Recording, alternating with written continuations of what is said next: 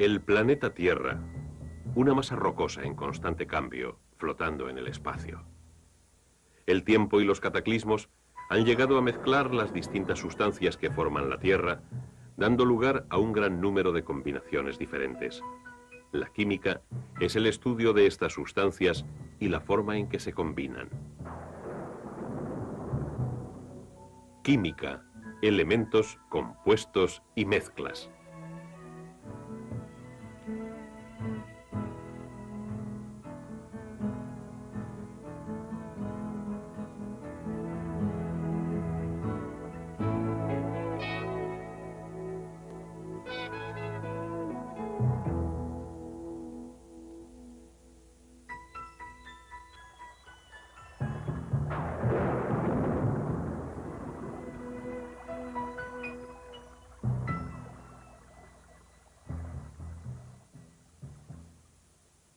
Una gota de lluvia es algo más que simplemente agua. Si observamos más en profundidad, podemos ver que junto con el agua existen pequeñísimas partículas que poseen sus características propias. Si miramos más de cerca, veremos que muchas de estas partículas se componen a sí mismo de distintas partes separadas. Al igual que la gota de agua, estas son también mezclas, sustancias con partes que mantienen sus propias características. La mayoría de los materiales que se encuentran en la naturaleza son mezclas.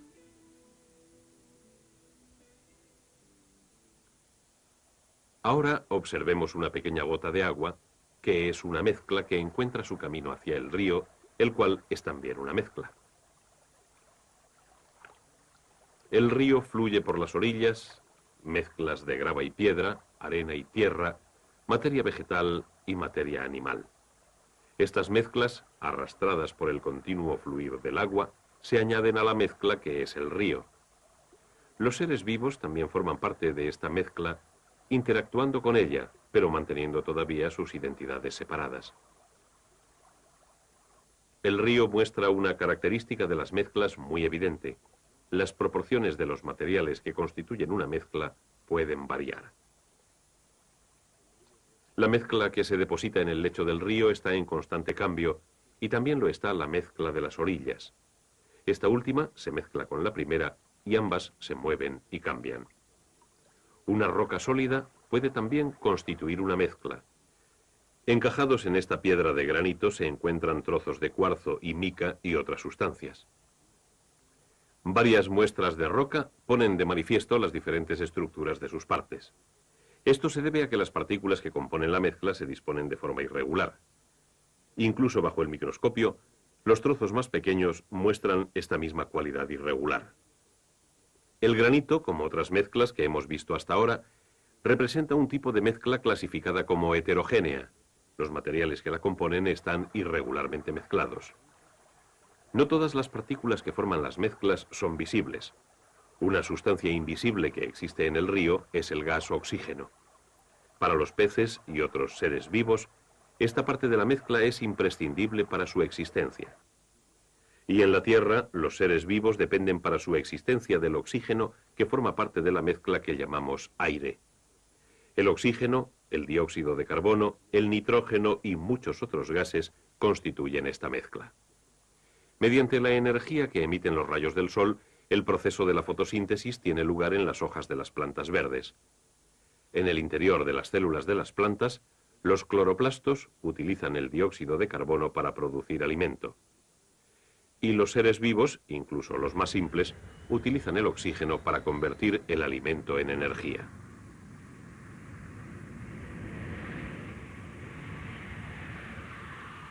Los seres humanos dependemos del oxígeno para producir la combustión. La combustión hace funcionar los motores, caldea las casas, hace funcionar los procesos industriales y añade sus propios residuos como parte visible de nuestra mezcla atmosférica. El agua también forma parte de esta mezcla atmosférica, visible en forma de nubes, niebla, lluvia o rocío, o invisible como un gas, vapor de agua. La mezcla del río contiene algunas partes tan pequeñas que no se ven, y que son parte de la tierra que flota con el río y de las rocas bañadas por este. Con el tiempo, El río vierte su mezcla de sustancias visibles e invisibles en el mar. La salinidad de los océanos es el resultado de las partículas que forman la mezcla demasiado pequeñas para verse a simple vista. Si tomamos una pequeña muestra de agua del mar y dejamos que se evapore, las partículas invisibles que forman parte de la mezcla se unen y forman cristales de sal lo suficientemente grandes como para que puedan verse. Pero cuando los cristales de sal se mezclan con el agua de nuevo, se disuelven. El agua y la sal forman una disolución. Una disolución es una mezcla, pero es diferente del tipo de mezcla que constituye el granito. Las distintas muestras de granito difieren en sus composiciones. El granito es una mezcla heterogénea. Pero en una disolución las partes que la forman están distribuidas por igual. Una disolución es una mezcla homogénea. Todas las muestras de disoluciones contienen la misma distribución y cantidad relativa de materiales. De esta forma, desde una gota de lluvia hasta un gran océano, hemos visto hasta ahora sobre este tema que las mezclas constituyen la mayor parte de la materia de la Tierra, algunas de las cuales son heterogéneas, con partes desigualmente distribuidas, y otras son homogéneas, con partes igualmente distribuidas. Puesto que las partes de una mezcla mantienen separadas sus identidades, sus propiedades físicas pueden utilizarse para separarlas. La sangre, por ejemplo, es una mezcla de células, plasma y muchas otras sustancias. Un hematólogo podría querer separar solo los hematíes de esta mezcla. Estos son más densos que cualquier otro componente de la sangre, de forma que se puede utilizar esta propiedad física para producir la separación. Lo podemos hacer mediante la centrifugación. La fuerza centrífuga atrae los hematíes más densos de su distribución casi homogénea de la mezcla y los concentra en los extremos de los tubos de ensayo en la centrifugadora. Otra propiedad física que se puede emplear para separar las partes de una mezcla es el punto de ebullición. En la destilación se emplea esta propiedad. Cuando una mezcla contiene una parte que es un líquido, como el agua de mar, podemos entonces simplemente hervir esta parte que se transformará en vapor, y así se recondensará como agua desalinizada. Mientras que solamente una parte de la mezcla de esta agua de mar es un líquido, algunas sustancias como el petróleo crudo son mezclas de varios líquidos. Y la habilidad de los petroquímicos para separar esta mezcla en sus diferentes partes comercialmente importantes es la base de la multibillonaria industria petrolera.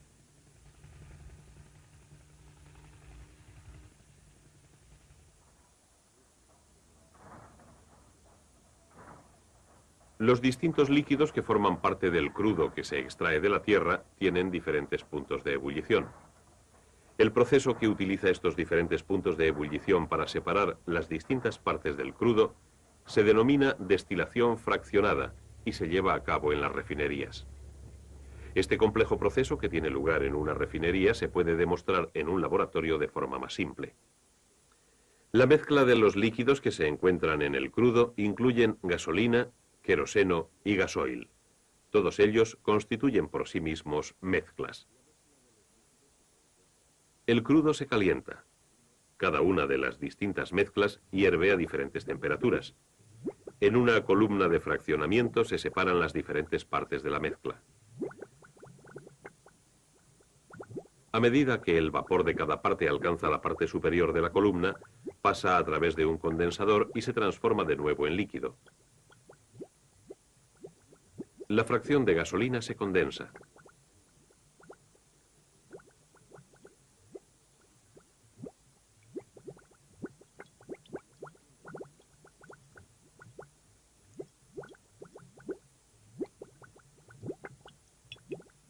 También la fracción de queroseno.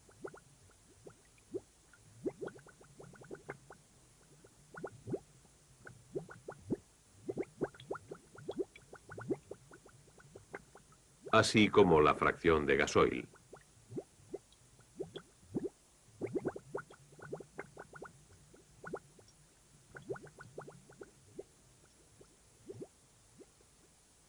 De esta forma se puede separar una mezcla a aprovechando las ventajas de las diferencias de las propiedades físicas de las distintas partes. En nuestra demostración, las partes que hemos extraído de la mezcla que forma el crudo eran asimismo mezclas que se pueden separar aún más. Pero si destilamos repetidamente el agua del grifo, obtendríamos una sola sustancia pura, el agua.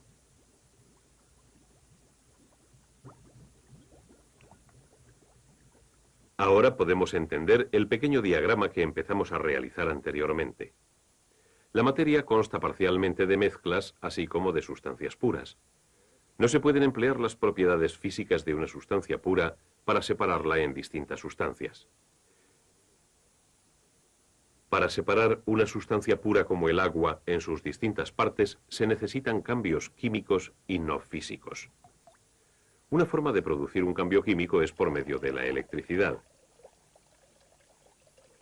Si vertemos agua en un aparato como este, podemos producir una corriente eléctrica a través del agua entre los dos electrodos. Esta vez, el burbujeo no es el resultado de un cambio físico en el agua, sino de un cambio químico. Se están produciendo gases en cada electrodo.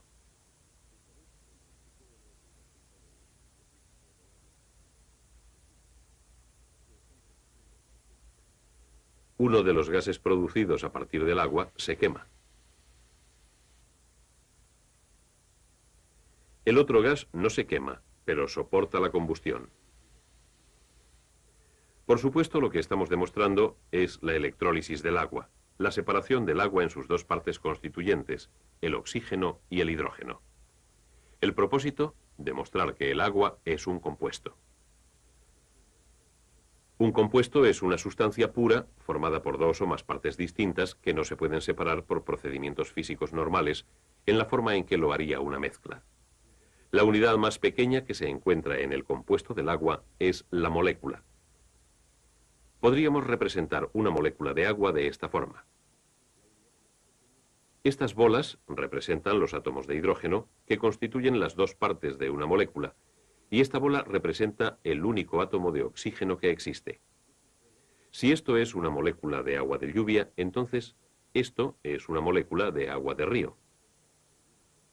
Y esta otra, una molécula de agua de mar. Son todas iguales. Agua. Cada molécula con dos átomos de hidrógeno y uno de oxígeno.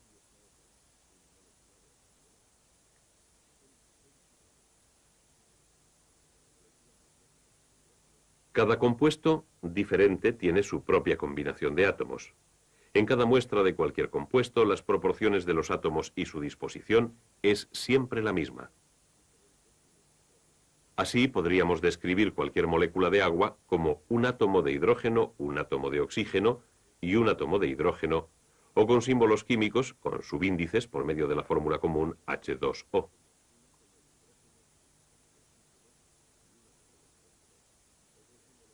Al igual que el agua, todos los compuestos están formados por elementos.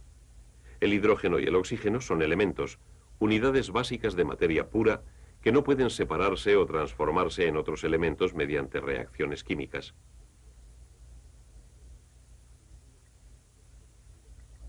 Y ahora nuestra clasificación básica de la materia se puede completar.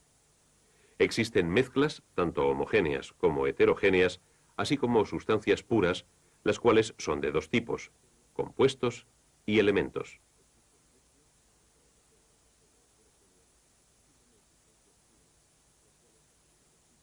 Los elementos constituyen la estructura básica de toda la materia. En la Tierra se producen de forma natural menos de 100 elementos distintos que se encuentran casi siempre en los compuestos y en sus mezclas. Para poder extraer el elemento puro, se requiere normalmente un cambio químico.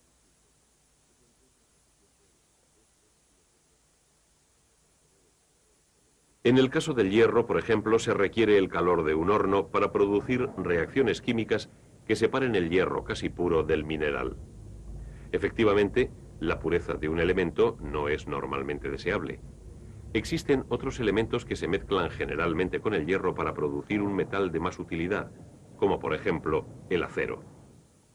Incluso después de que se haya procesado el elemento silicio hasta su máxima pureza, se tienen que añadir impurezas seleccionadas para proporcionarle las propiedades deseadas. La impureza controlada del silicio en los pequeñísimos chips de los semiconductores afecta a las propiedades del silicio y hace posible el papel básico de este en los circuitos de los microordenadores. El silicio, como muchos otros elementos, posee sus características propias. Las propiedades de un elemento sirven para identificarlo. Por ejemplo, podemos determinar si en esta roca se encuentra oro en estado puro o si estos puntos brillantes son otra cosa. Parece oro, pero esto no es suficiente. Un geoquímico podría comparar las propiedades de una pequeña muestra con las propiedades de otras sustancias, incluido el oro. Por ejemplo, ¿a qué temperatura se funde?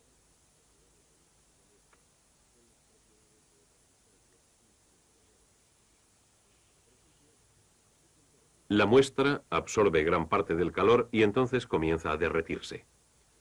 Los últimos puntos dorados se derriten a 1171 grados centígrados, pero el oro se funde a una temperatura de 1064 grados centígrados. Así que podemos decir que los puntos no son oro, pero aún no sabemos lo que son.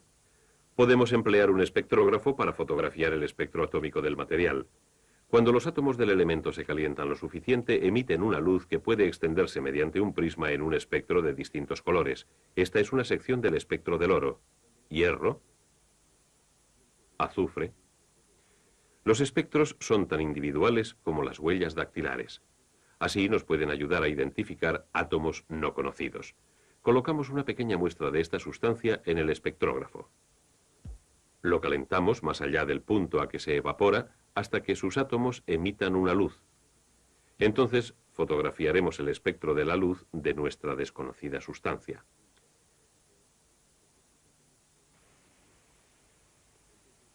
Aquí tenemos una sección de esta fotografía. No concuerda con la misma sección del espectro del oro. Pero ya estábamos casi seguros de que no se trataba de oro. ¿Qué es entonces? Una buena predicción o un proceso de eliminación conduciría a un químico a estos espectros, hierro y azufre. Estos dos elementos juntos concuerdan con nuestra sustancia desconocida, que resulta ser no un elemento, sino un compuesto de hierro, azufre y pirita de hierro, que a veces se denomina oro de tontos.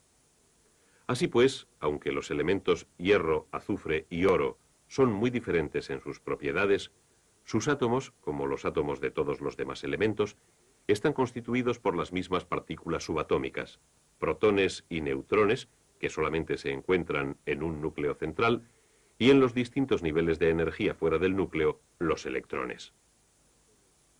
Existe una única composición de protones y electrones, más un número variable de neutrones para cada tipo de átomo. Cada estructura atómica forma un elemento en particular. Las similitudes que existen en la ordenación proporcionan a determinados grupos de elementos propiedades semejantes, y las diferencias les proporcionan propiedades diferentes. Por ejemplo, el cobre, al igual que muchos metales, posee un lustre o brillo. También el sodio. El cobre y el sodio comparten esta propiedad con la mayoría de los metales debido a ciertas similitudes en su estructura atómica. Pero el sodio es mucho más blando que el cobre porque la estructura atómica de cada elemento le aporta unas propiedades distintas. Esta es la razón por la que el metal sodio reacciona violentamente con el agua, mientras que el cobre no. ¿Por qué el cobre es resistente a los cambios climatológicos mientras que el hierro se oxida? ¿Y por qué gran parte de los no metales, como el hidrógeno y el oxígeno, son gases?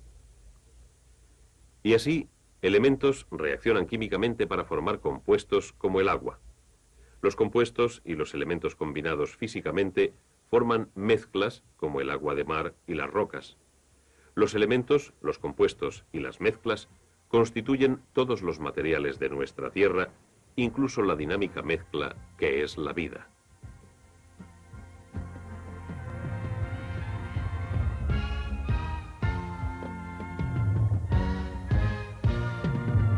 Mezcla clasificada como heterogénea. Los materiales que la componen están irregularmente mezclados. No todas las partículas que forman las mezclas son visibles. Una sustancia invisible que existe en el río es el gas oxígeno. Para los peces y otros seres vivos, Esta parte de la mezcla es imprescindible para su existencia. Y en la Tierra, los seres vivos dependen para su existencia del oxígeno que forma parte de la mezcla que llamamos aire. El oxígeno, el dióxido de carbono, el nitrógeno y muchos otros gases constituyen esta mezcla. Mediante la energía que emiten los rayos del sol, el proceso de la fotosíntesis tiene lugar en las hojas de las plantas verdes. En el interior de las células de las plantas, los cloroplastos utilizan el dióxido de carbono para producir alimento. Y los seres vivos, incluso los más simples, utilizan el oxígeno para convertir el alimento en energía.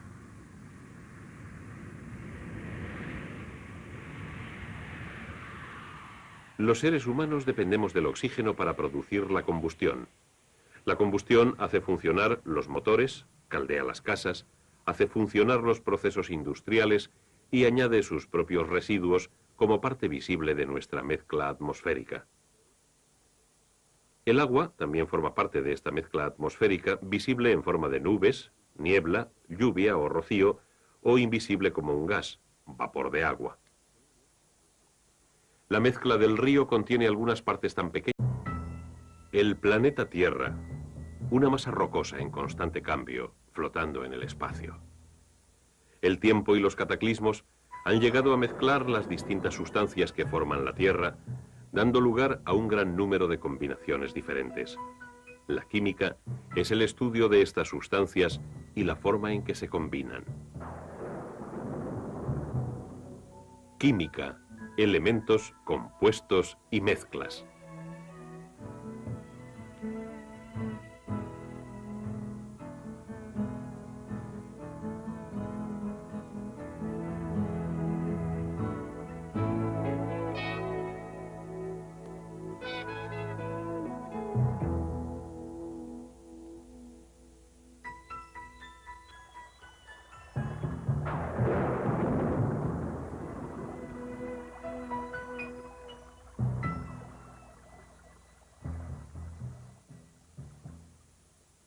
Una gota de lluvia es algo más que simplemente agua.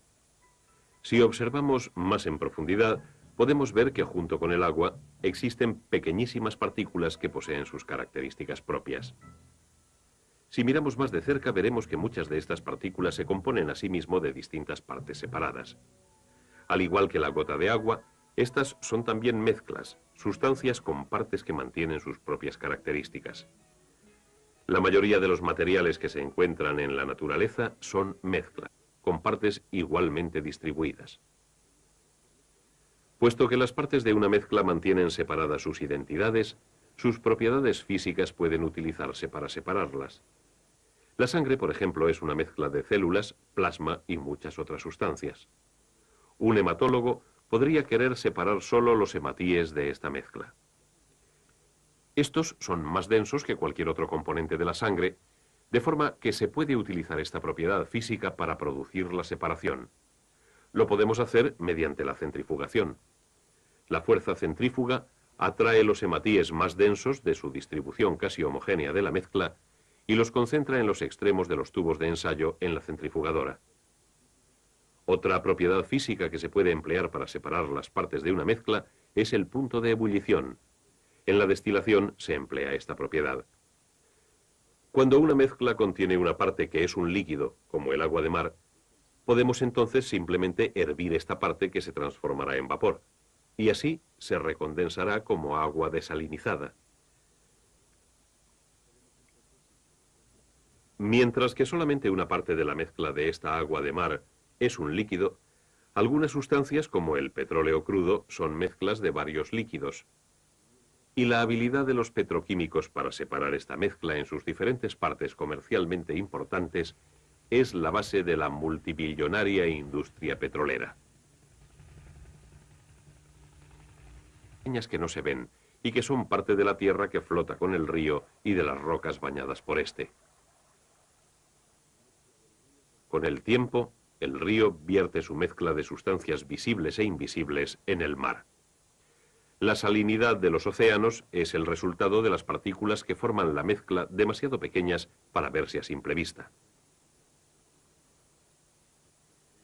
Si tomamos una pequeña muestra de agua del mar y dejamos que se evapore, Las partículas invisibles que forman parte de la mezcla se unen y forman cristales de sal lo suficientemente grandes como para que puedan verse.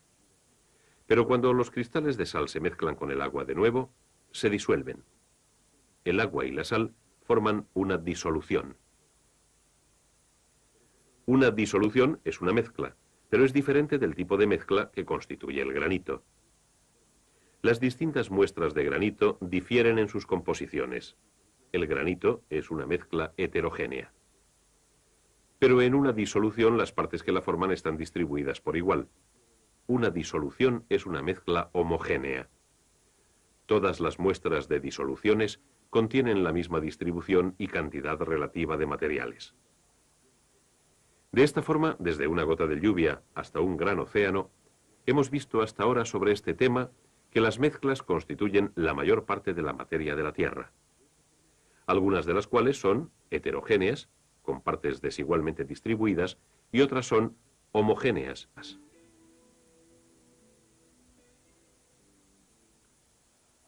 Ahora observemos una pequeña gota de agua, que es una mezcla que encuentra su camino hacia el río, el cual es también una mezcla. El río fluye por las orillas, mezclas de grava y piedra, arena y tierra, materia vegetal y materia animal. Estas mezclas, arrastradas por el continuo fluir del agua, se añaden a la mezcla que es el río. Los seres vivos también forman parte de esta mezcla, interactuando con ella, pero manteniendo todavía sus identidades separadas. El río muestra una característica de las mezclas muy evidente. Las proporciones de los materiales que constituyen una mezcla pueden variar. La mezcla que se deposita en el lecho del río está en constante cambio y también lo está la mezcla de las orillas. Esta última se mezcla con la primera y ambas se mueven y cambian. Una roca sólida puede también constituir una mezcla. Encajados en esta piedra de granito se encuentran trozos de cuarzo y mica y otras sustancias. Varias muestras de roca ponen de manifiesto las diferentes estructuras de sus partes. Esto se debe a que las partículas que componen la mezcla se disponen de forma irregular. Incluso bajo el microscopio, los trozos más pequeños muestran esta misma cualidad irregular. El granito, como otras mezclas que hemos visto hasta ahora, representa un tipo de mezcla